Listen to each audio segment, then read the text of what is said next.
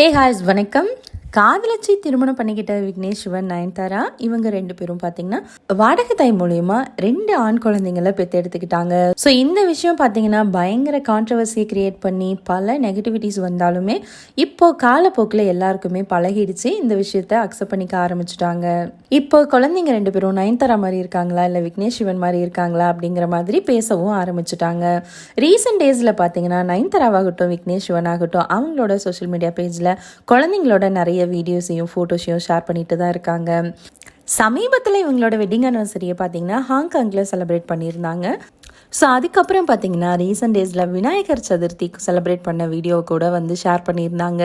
So இப்போ ரீசெண்டாக பார்த்தீங்கன்னா இந்த வீடியோவை சோஷியல் மீடியாவில் ஷேர் பண்ணியிருக்காங்க.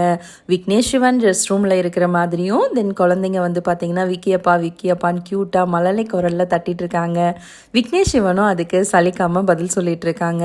ஸோ அதுக்கு விக்னேஷ் சிவன் என்ன சொல்லியிருக்காரு அப்படின்னு பார்த்தீங்கன்னா, 2 வயசில் உங்களுக்கு 2 குழந்தைங்க இருந்தாங்க அப்படின்னு சொன்னால் கண்டிப்பாக நீங்கள் ரெஸ்ட் ரூம் போகும்போது கூட இந்த மாதிரி தான் கதவை தட்டி கூப்பிடுவாங்க அப்படிங்கிற மாதிரி குழந்தைங்க பண்ற சேட்டையை ஷேர் பண்ணி ரொம்பவே ஹாப்பியா தெரிவிச்சிருக்காங்க.